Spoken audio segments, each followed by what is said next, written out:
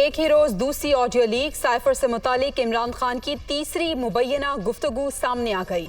आवाम हमारे साथ हैं, अब प्रेशर बिल्ड करना है, लोगों को मीर सादिक और मीर जाफर का बयानिया देना है। पीटीआई चेयरमैन की बातचीत, असद उमर और शीरी मजारी भी शरीक।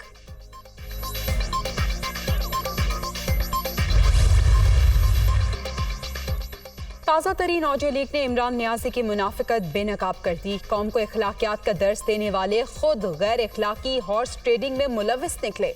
वज़ीर आज़म शहबाज शरीफ का ट्वीट।